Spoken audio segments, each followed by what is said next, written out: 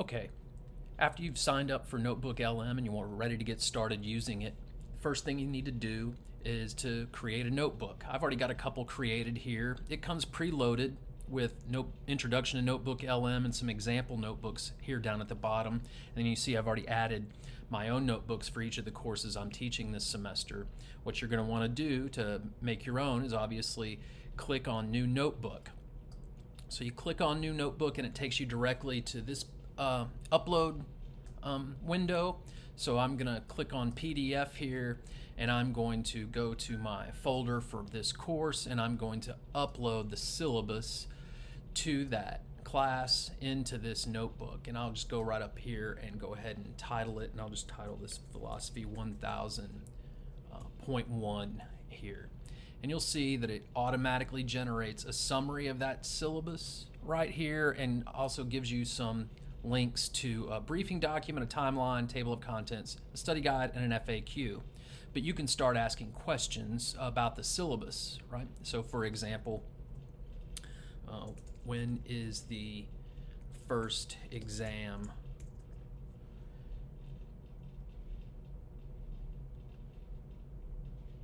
And so it tells me when the first exam is right here, and NotebookLM links back to the original document to give you that information. So there it is in the actual source side by side there, and then I can pin that for later. Right.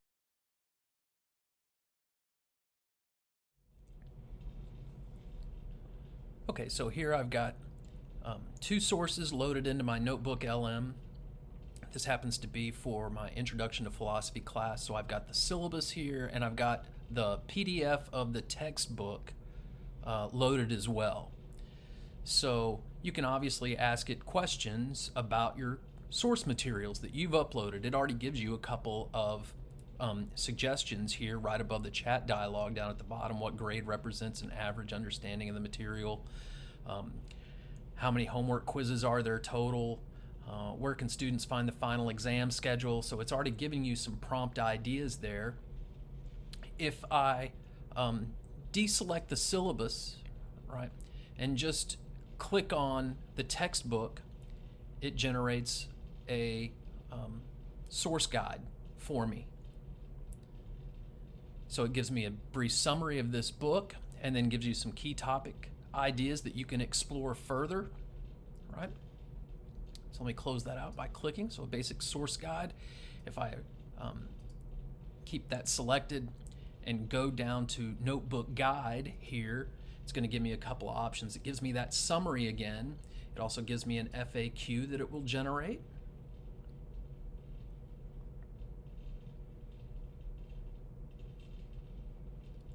Takes a minute there.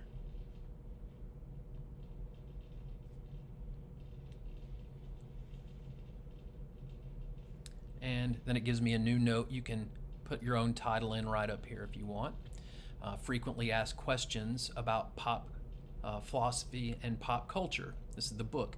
How does the TV show South Park illustrate logical fallacies? What is the skeptical dilemma presented in The Matrix, and how does it relate to philosophy of Descartes? So you see, it gives you frequently asked questions there. If I go that are about that textbook, that could be a helpful study guide. Here it gives you a study guide itself. Again, going to generate a note for me.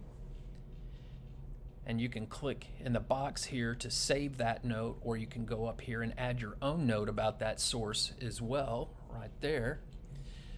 Might as well mention that while it's loading our study guide here.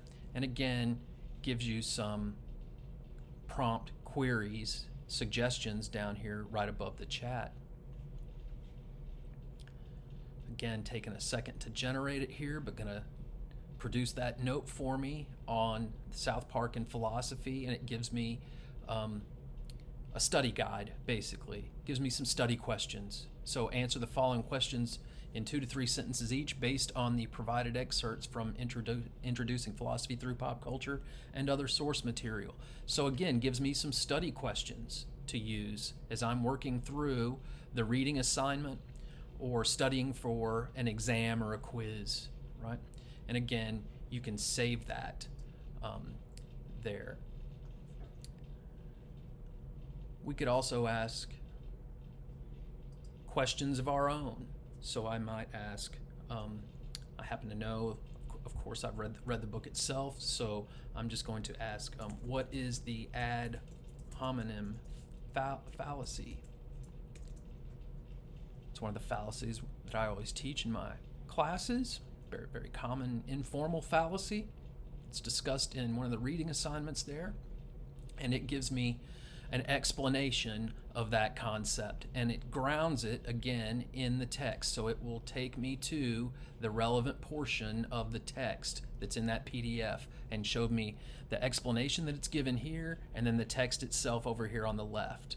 And then to close that out, I can just go back to this, and you can close chat or go back to the notebook guide or ask further questions about the output that you've just generated. And again, you can save each of these notes up here by clicking the pen or add your own note. So I'm going to ask it, what are some examples of ad hominem fallacies?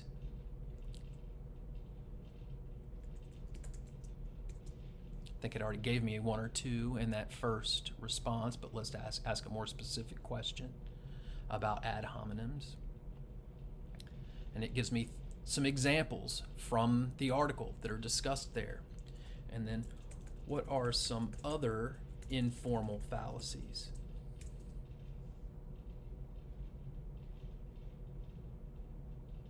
And again, just to mention this while it's generating its response, it gives me some suggestion prompts here too. What moral obligation does Batman have, if any, right? How can the show South Park be compared to the works of Plato? How can Black Mirror be used to examine the dangers of online shaming? So again, it gives me some suggested prompts if I don't have specific one of my own. And again, here's the output, and it gives me an explanation of some of the basic informal fallacies discussed in that article on the Chewbacca defense in South Park. So this will be a very helpful study tool for students, I think. You can get information out of the syllabus. You can get information out of your source assigned materials. You just got to upload them here. And then, of course, you're always checking the output of the AI against the source document as well. And since it makes it so easy to give you those things side by side, it's very easy to check. So I think this will be a very useful tool for students to study with, to use to help familiarize themselves and check their own understanding of the reading material, and to help prepare them to do readings or to help review it. And then, obviously it has the note-taking feature that you can use to go back and review and study for exams with. So I think this will be a very helpful tool for folks. I hope this video gives you a little bit of insight into how to use it, and good luck studying.